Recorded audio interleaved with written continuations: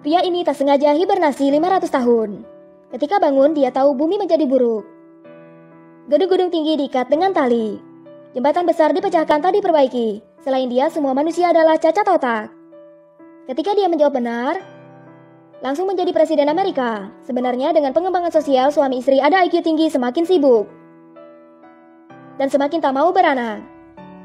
Tapi suami istri IQ rendah, waktu kosong. Melahirkan kayak ayam. Jadi, dengan waktu, IQ manusia cepat menurunkan. Biar mencegah hal ini, di pihak tentara mengeluarkan rencana hibernasi. Adalah biar orang bijak hibernasi. Untuk menyimpankan gen dominan manusia, dan Joe adalah orang pertama dalam penelitian ini. Dan bersama seorang wanita bernama Rita.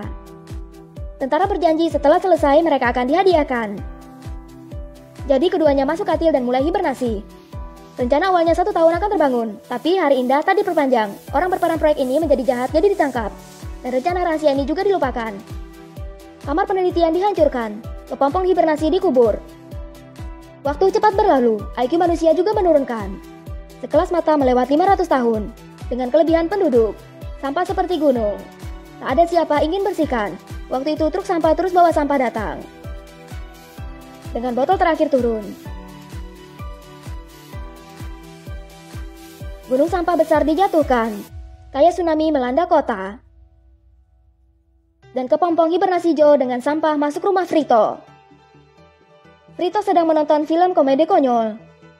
Juga belum pahami apa langsung dibuangkan oleh Frito keluar. Joe masuk kota ingin cari bantuan, tapi dia hanya ketemu orang cacat otak, dia ke rumah sakit. Spanduk periklanan rumah sakit juga dilengkung. Dia masuk rumah sakit untuk periksa. Dan cara periksa di sini membuat dia bingung. Tak bertanya apa, cuma memilih gambar. Ketika dia memeriksa, cara pemeriksaannya lebih konyol. Dokter pakai 3 batang besi. 1 taruh dalam mulut, 1 masuk telinga, dan 1 masuk dubur. Ah, salah. Tampaknya salah, kita melakukan lagi ya. Yang ini masuk mulut. Tindakan ini membuat Joe tak ingin bilang. Dia berniat minum air. Tapi yang keluar adalah minuman ringan. Waktu itu Joe kebetulan lihat tanggal di koran. Sekarang tahun 2505. Dia menemukan sudah tidur 500 tahun. Karena dia tak ada barcode ID identitas, jadi dia ditangkap polisi. Dan diantar ke pengadilan. Orang di pengadilan juga bodoh. Mereka minta pengacara untuk Joe. Pengacara adalah orang membuang dia keluar rumah Frito. Frito tak hanya tak bantu dia, bahkan suruh Joe terhukum. Semuanya serentak bersorak-sorai. Joe tak bisa membenarkan. Akhirnya dihukumi. Pria tidur 500 tahun ini, setelah bangun tak ada KTP jadi masuk penjara. Dalam penjara dia ikut periksa IQ. Pertanyaan begini, jika Anda ada sebuah botol 2 liter dan sebuah botol 5 liter, jadi Anda ada berapa botol?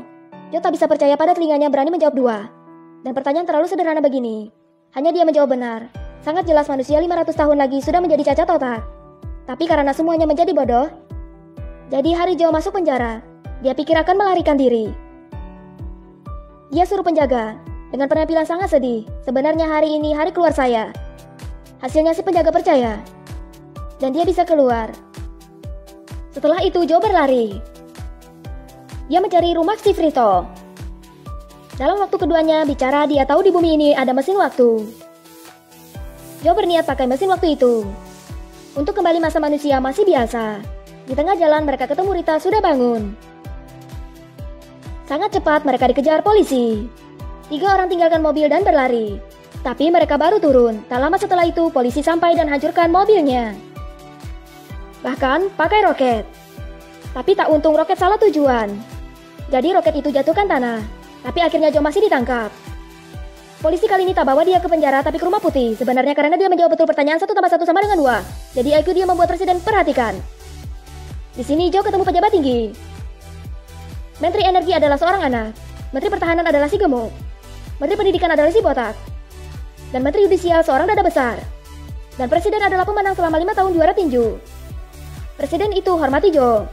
Dan buka festival untuk upacara penobatan dia. Presiden menunjuk dia menjadi Menteri Dalam Negeri. Dan ingin dia mengatasi masalah pertanian. Joe tak ada cara lain harus setuju. Tapi dia mencari Frito. Dan suruh dia gambarkan jalan ke mesin waktu. Tapi dia beri semua.